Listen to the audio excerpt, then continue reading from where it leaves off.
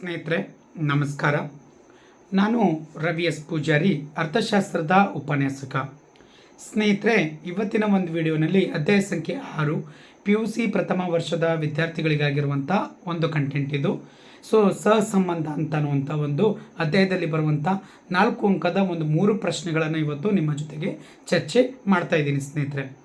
ಇದರಲ್ಲಿ ಮೊದಲನೇದಾಗಿ ನಾವು ನೋಡೋದಾದರೆ ಒಂದು ಥೆರಟಿಕಲ್ ಆಗಿರುವಂಥ ಒಂದು ಆರ್ ಸಂಬಂಧ ಏನಾಗಿದೆ ಅಂತ, ಹೌದಾ? ನಿಮ್ಗೆ ಗೊತ್ತಿದೆ ಆರ್ ಅಂತನ್ನುವಂಥದ್ದು. ಆಲ್ರೆಡಿ ನಿಮ್ಗೊಂದಿಷ್ಟು ಐಡಿಯಾ ಇರುತ್ತೆ. R=1 ಅಂತ ಬರ್ಬೋದು, ಅಥವಾ R=-1 ಅಂತ ಬರ್ಬೋದು, ಅಥವಾ ಇನ್ನೊಂದು ಏನಂತಂದರೆ ಆರ ಕಲರ್ ಚೇಂಜ್ ಮಾಡ್ಕೊಳ್ತಾ ಇದ್ದೀನಿ, ಒಂದೇ ನಿಮಿಷ. R=, ನೆಕ್ಸ್ಟ್ ಏನಾಗುತ್ತದೆ -1 ಅಂತ ಒಂದು ಹೇಳಿದೆ. ನೆಕ್ಸ್ಟ್ 1 ಅಂತ ಬರ್ಬೋದು, ನೆನ್ಪಿಟ್ಕೊಳ್ಳಿ. R 1 ಈ ಥರ ಒಂದು 3 ರೀತಿಯಾದಂಥ ಸಂಭಾವನೆಗಳಿದಾವೆ, ಹೌದಾ? ಅದ್ರ ಮೇಲೆ ಒಂದು ಪ್ರಶ್ನೆಯನ್ನು ಕೇಳುವಂಥದ್ದು, ಹೌದಾ? ಅದ್ರ ಮೇಲೆ ಒಂದು ಪ್ರಶ್ನೆ ಬರುವಂಥದ್ದು, ಅದನ್ನು ಇವತ್ತು ನೋಡ್ಕೊಳ್ಳೋಣ, ಹೌದಾ? ಅದು ಒಂದು. ಅದಾದ ನಂತರ ನೆಕ್ಸ್ಟ್ 2 ಒಂದು ಪ್ರಶ್ನೆಗಳನ್ನು ತಗೊಂಡಿದ್ದೀನಿ, ಚದರಿಕೆಯ ಒಂದು ಪ್ರಶ್ನೆ ಅಂತ, ಹೌದಾ? ಈ ಚದರಿಕೆ ಮೇಲೆ ಸ್ಕ್ಯಾಟರ್ ಡಯಾಗ್ರಾಮ್ ಅಂತ ಏನು ಕರಿತಾ ಇದ್ದೀವಲ್ಲ, 2 ಕಂಟೆಂಟನ್ನು ಒಂದೇ ಈ ಒಂದು ವಿಡಿಯೋನಲ್ಲೇ ಕೊಡಬೇಕಂತ ಅಂದ್ಕೊಂಡಿದ್ದೀನಿ ಸ್ನೇಹಿತರೆ. ಈ 3ರಲ್ಲಿ ಒಂದು ನಿಮ್ಗೆ ಫಿಕ್ಸ್ ಬರುತ್ತೆ ಎನ್ವಲಿಗೆ, 4 ಮಾರ್ಕ್ಸ್ ಆಗುತ್ತೆ ಸ್ನೇಹಿತರೆ. ಹಾಗಾಗಿ ಇದು ತುಂಬ ಇಂಪಾರ್ಟೆಂಟ್ ಆಗಿರುವಂಥದ್ದು, ನಿಮ್ಗೆ PUC ವಾರ್ಷಿಕ ಪರೀಕ್ಷೆಗೆ ತುಂಬ ಹೆಲ್ಪ್ ಆಗೋದು ಸ್ನೇಹಿತರೆ, ಸರಿನಾ? ಲೇಟ್ ಮಾಡೋದು ಬೇಡ, ಕಂಟೆಂಟಿಗೆ ಬರೋಣ. ಇಲ್ಲಿ ನೋಡಿ ಸ್ನೇಹಿತರೆ, ಇಲ್ಲಿದೆ ನೋಡಿ ಏನಿದೆ ಅಂತ ಪ್ರಶ್ನೆ ನೋಡಿ. ಇಲ್ಲಿ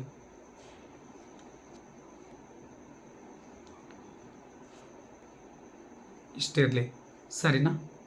ಓಕೆ. ಇವಾಗ ನೋಡಿ ಸ್ನೇಹಿತರೆ, ಮೊದಲೇ ಪ್ರಶ್ನೆ ಏನಿದೆ ಅಂತ ನೋಡೋಣ.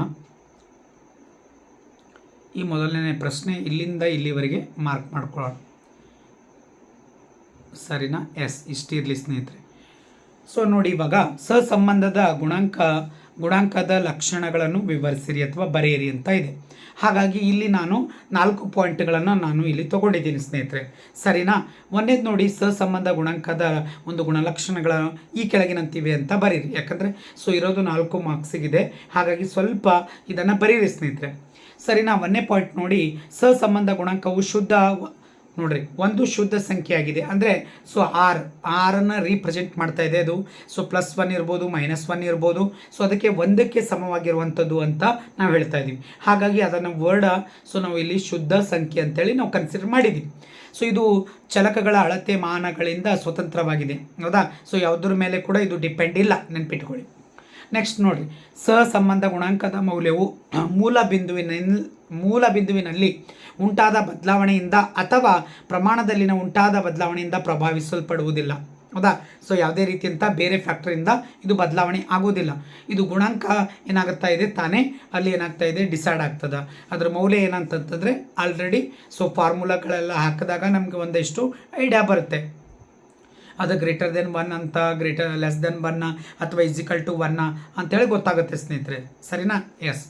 ನೆಕ್ಸ್ಟ್ ನೋಡಿ, ಸಹಸಂಬಂಧ ಗುಣಾಂಕದ ಮೌಲ್ಯವು -1 ಮತ್ತು +1 ಇರುತ್ತದೆ. ನೋಡ್ರಿ, ಇವೆರಡರ ಮಧ್ಯದಲ್ಲಿನೂ ಇರ್ಬೋದು, ಅಥವಾ 2 ಒಂದಾದರೂ ಇರ್ಬೋದು, ನೆನ್ಪಿಟ್ಕೊಳ್ಳಿ. +1 ಇರ್ಬೋದು, -1 ಆದರೂ ಇರ್ಬೋದು, ಸರಿನಾ?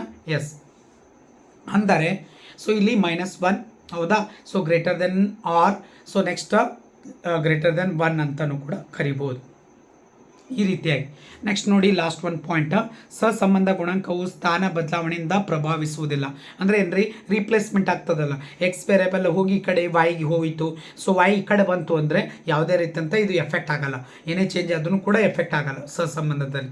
ಅದು ಏನಿದೆ ಅದನ್ನೇ ಪ್ರತಿಬಿಂಬಿಸ್ತದೆ. ಅದಕ್ಕೊಂದು ಎಕ್ಸಾಂಪಲ್ ತೊಗೊಂಡಿದ್ದಿದೆ, RX/Y ಅಂತಿದೆ, ಹೌದಾ? RX ಅಂದರೆ ಅಂದರೆ ರಿಲೇಷನ್ಶಿಪ್, X ಮತ್ತು Y ವೇರಿಯಬಲ್ಸ್, ಹೌದಾ? ಅದನ್ನು ನಾವು ರೀಪ್ಲೇಸ್ ಮಾಡಿದಾಗ, ಬೇರೆ ಕಡೆಯನ್ನು ಹಾಕಿದಾಗ R=YX ಅಂತ ಬರ್ಬೋದು ಅಷ್ಟೇ, ಸರಿನಾ? XY ಬದಲಿ YX ಅಂತ ತಗೋತೀವಿ, ಇಷ್ಟೇ ವ್ಯತ್ಯಾಸ ಸ್ನೇಹಿತರೆ. ನೆಕ್ಸ್ಟ್ ನೋಡಿ, ಇದಾದ ನಂತರ ಸ್ಕ್ಯಾಟರ್ ಡಯಾಗ್ರಾಮ್ ಹೇಳಿದೆ. ಇಲ್ಲಿ ಡೇಟಾ ಇದೆ ನೋಡಿ ಸ್ನೇಹಿತರೆ, ಈ ಡೇಟಾ, ಹೌದಾ? ಈ ಡೇಟಾ ಚದರಿಕೆಯ ಒಂದು ಚಿತ್ರ ಬಿಡಿಸಿರಿ ಅಂತಿದೆ, ಹೌದಾ? ಮತ್ತು ಸಹಸಂಬಂಧವನ್ನು ನಿರ್ಣಯಿಸಿ ಅಂತಿದೆ, ನೆನ್ಪಿಟ್ಕೊಳ್ಳಿ. ಆಲ್ರೆಡಿ X ವ್ಯಾಲ್ಯೂಸು 10, 20, 30, 40, 50, 60 ಮತ್ತು 70, 80 ಅಂತ. ವೈ ವ್ಯಾಲ್ಯೂಸ್ ಇದೆ 25, 20, 25, ನೆಕ್ಸ್ಟ್ 35, 40, 35, 50, 45. ಸರಿನಾ? ಎಸ್. ಈಗ ಇದನ್ನೇ ನಾವು ಏನು ಮಾಡೋದು, ಡೈಗ್ರಾಮ್ ಮುಖಾಂತರ ಸೊ ಇದನ್ನು ನಾವು ಯೂಸ್ ಮಾಡ್ಕೊಳ್ಳೋ ಅಂಥದ್ದು. ಸರಿನಾ? ಈ ಡೈಗ್ರಾಮ್ಸ್ನ ಹಾಕೋಕ್ಕೆ ಪ್ರಯತ್ನ ಮಾಡಿದಾಗ ಬರಲಿಲ್ಲ ಸ್ನೇಹಿತರೆ, ಅದಕ್ಕೆ ನಾನು ಏನು ಮಾಡಿದ್ದೀನಿ, ಆಲ್ರೆಡಿ ಗೂಗಲಿಂದನೇ ಇದನ್ನು ಉಪಯೋಗ ತೊಗೊಂಡಿದ್ದು. ಸರಿನಾ? ಸೊ ಹಾಗಾಗಿ ಇದು ಲಾಸ್ಟ್ ಇಯರ್ನಲ್ಲಿ ನಾವು ಎಲ್ಲ ಮಾಡಿರೋವಂಥದ್ದು ವರ್ಕ, ಆವಾಗ ಅದನ್ನು ಕಾಪಿ ಪೇಸ್ಟ್ ಮಾಡ್ಕೊಂಡಿದ್ದೀನಿ. ಸರಿನಾ? ಓಕೆ, ಇಲ್ಲಿ ನೋಡಿ. ಸೊ ಇಲ್ಲಿ ಮೊದಲ ನಿಮಗಿದು ಗೊತ್ತಾಗಲಿ ಫಸ್ಟ್ ಒನ್ ಹೇಳ್ತೀನಿ ನೋಡಿ, ಸ್ಕ್ಯಾಟರ್ ಡೈಗ್ರಾಮ್ ಅಂತ. ಆಮೇಲೆ ಅದ್ರ ನಿರ್ಣಯ ಆಮೇಲೆ ಮಾಡೋಣ. ಸೊ ಇಲ್ಲಿ ನೋಡ್ರಿ, ಮೊದಲನೇ ಪಾಯಿಂಟ, ಸೊ 10 ಇದ್ದಾಗ ಇಲ್ಲೇನಿತ್ತು, 25 ಇತ್ತು. ಸರಿನಾ? 20 ಇದ್ದಾಗ ಸೊ ನೆಕ್ಸ್ಟ್ ಇತ್ತು 20 ಇತ್ತು. ಸರಿನಾ? 30 ಇದ್ದಾಗ ಮತ್ತೇನಾಯಿತು, 25 ಬಂದಿತ್ತು, ನೆನ್ಪಿಟ್ಕೊಳ್ಳಿ. 40 ಇದ್ದಾಗ 35 ಆಗಿತ್ತು, ಇಲ್ಲಿದೆ ನೋಡಿ ಸ್ನೇಹಿತರೆ. ಸರಿನಾ? ಇಲ್ಲಿ ನೆಕ್ಸ್ಟ್ 50 ಇದ್ದಾಗ ಎಷ್ಟಾಗಿತ್ತು ಅಂದರೆ 40 ಆಗಿತ್ತು, ನೆನ್ಪಿಟ್ಕೊಳ್ಳಿ, ಇಲ್ಲಿದೆ ನೋಡಿ. ಆನಂತರ 35, 60 ಇದ್ದಾಗ, ನೆಕ್ಸ್ಟ್ 45ಕ್ಕೆ ಹೋಗಿದೆ. ಆನಂತರ ನೋಡಿ 80 ಇದ್ದಾಗ ಸೊ ಮತ್ತೆ 40ಕ್ಕೆ ಬಂದಿದೆ ಸ್ನೇಹಿತರೆ, 45ಕ್ಕೆ ಬಂದಿದೆ. ಹಾಗಾಗಿ ಅದರ ಮಧ್ಯದಲ್ಲಿ ಒಂದು ರೇಖೆನ ಬಂದಿರುವಂಥದ್ದು, ಅದನ್ನೇ ಏನಂತಂದರೆ ಸ್ಕ್ಯಾಟರ್ ಡೈಗ್ರಾಮ್ ಅಂತ ಕರಿತೀವಿ. ಸರಿನಾ? ಇದು ಯಾವ ಒಂದು ಸಂಬಂಧ ತೋರಿಸುತ್ತೆ ಅಂತಂದರೆ, ನೆನ್ಪಿಟ್ಕೊಳ್ಳಿ, ಈ ರೇಖಾಚಿತ್ರ ಇದು ಬರಿಬೇಕು ಸ್ನೇಹಿತರೆ, ಭಾಳ ಇಂಪಾರ್ಟೆಂಟ್ ಇದೆ. ಇದು ನೀವು ಬರಲಿಲ್ಲ ಅಂದರೆ ಮಾರ್ಕ್ಸ್ ಕಟ್ ಆಗುವಂಥ ಸಾಧ್ಯತೆಗಳು ತುಂಬ ಇರುತ್ತೆ, ನೆನ್ಪಿಟ್ಕೊಳ್ಳಿ. ಈ ರೇಖಾಚಿತ್ರ ಅಂದರೆ ಮೇಲಿನ ರೇಖಾಚಿತ್ರವು ಎಕ್ಸ್ ಮತ್ತು ವೈ ಚಲಕಗಳು ಹೌದಾ ಹೆಚ್ಚು ಧನಾತ್ಮಕವಾಗಿದೆ, ಅಂದರೆ ಪಾಸಿಟಿವ್ ಫ್ಲೋನಾಗ ಹೋಗಿದ್ದಿದೆ. ಹಾಗಾಗಿ ಹೊಂದಿರುವುದನ್ನು ಪ್ರತಿನಿಧಿಸುತ್ತದೆ, ಏಕೆಂದರೆ ಎಕ್ಸ್ ಮತ್ತು ವೈ ಚಲಕಗಳು ಪರಿಪೂರ್ಣ ಧನಾತ್ಮಕ ರೇಖೆಗೆ ಸಾಕಷ್ಟು ಸಮೀಪದಲ್ಲಿ ಚದುರಿಕೆ ಆಗಿದೆ. ಹೌದಾ? ಸೊ ನಿಯರೆಸ್ಟ್ ಆಗಿರೋದ್ರಿಂದಾಗಿ ಸೊ ಇದನ್ನು ಪಾಸಿಟಿವ್ ಆಗಿ ಧನಾತ್ಮಕವಾಗಿದೆ ಅಂತಲೇ ಹೇಳ್ಬೋದು. ನೆಕ್ಸ್ಟ್ ನೋಡಿ ಸ್ನೇಹಿತರೆ, ಇದೇ ಥರ ಇನ್ನೊಂದು ಡೇಟಾ ಇದೆ. ಹೌದಾ? ಚದರಿಕೆ ಚಿತ್ರ ಬಿಡಿಸಿರಿ ಮತ್ತು ವಿಶ್ಲೇಷಿಸಿ ಅಂತಿದೆ.